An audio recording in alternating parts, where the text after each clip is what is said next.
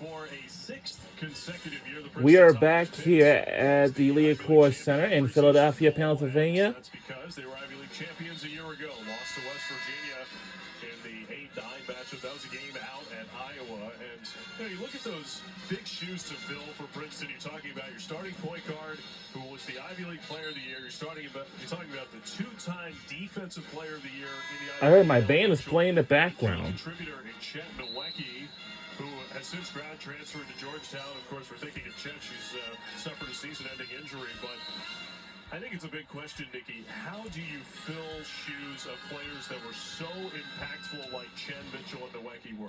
I mean, that's a tough one. I mean, you have to have the players that are willing to do what's expected of them, really willing to kind of just fill the gaps that are missing, put it all together as a team. And I think so far this Princeton team has the potential to do so. Look at the positioning inside from Amanzi, very disciplined in the ball movement for the Tigers. And, you talk to Princeton head coach Carla Berube. You might listen to the Get Stops podcast, the official podcast of Princeton women's basketball.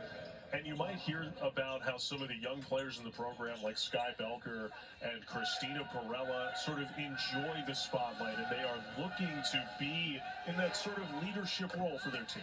I love that, and that's not for everyone. I completely understand that. Sometimes you have to kind of want that. You have to welcome that role to be that leader, whether it's vocal or with your points or the way that you play. Either way, you have to welcome that and just kind of take it head on. Under 3.5 to go in the first half. Hutcherson with the takeaway.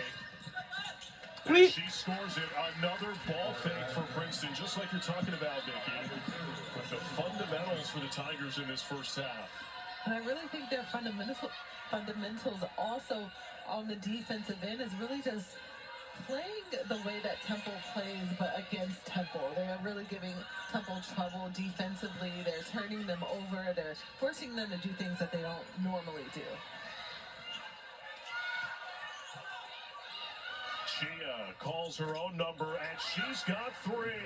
Ashley Chia caps off 9 straight points for Princeton. And she's such a good player. She's not a player that you want to leave open anywhere on the court. She's going to knock it down. Another miss for Kayla Turner.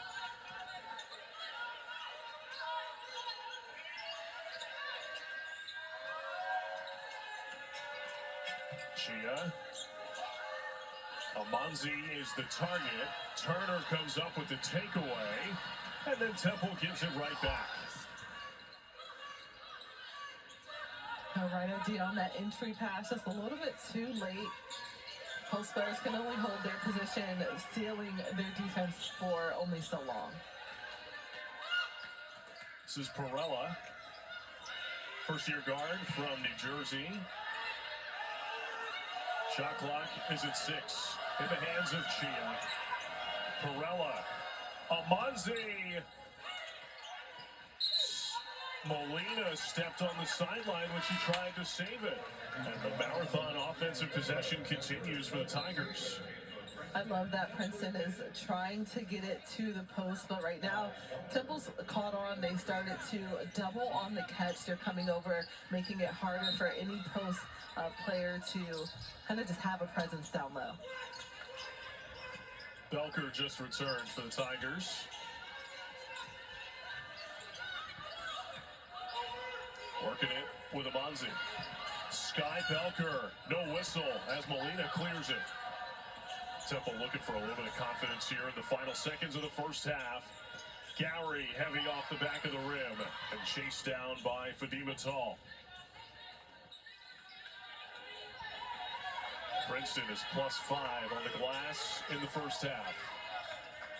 I think in addition to their rebounding efforts, they're also boxing out. Temple has 0 second chance points, and that's very uncharacteristic of the type of team Temple is. Offensive rebound and denial inside. Another opportunity, though, for Princeton. We're under a minute to go in the second quarter before halftime. Belker skips it. Perella, she's got 3. And Temple has to know Princeton is a really smart team. They see them cheating over to the post player. Someone's open. They were able to find her in the corner for a three-point shot. Perella now made 3 in 6 of 7 games played. More than 5 minutes without a point for Temple, and they are stagnant right now. 4 to shoot. It's got to be Tariana Gary. Molina didn't hit the rim. Final seconds of the half in the hands of Perella. Perella sees the clock, creating space against Taylor. Her pull-up. Missed. Now that will do it for the first half. So now it's halftime. Let's take a breather. For Princeton, we'll see if Temple can come out and be that second half Temple team that we've seen in the past. 12 straight points for the Princeton Tigers in the final 4 minutes of the first half. It is a 15-point lead at the break tonight from the Liacouras Center. So let's take a breather. We got to get some work to do. Hopefully the second half will be good for us when we return. Very soon. There's growing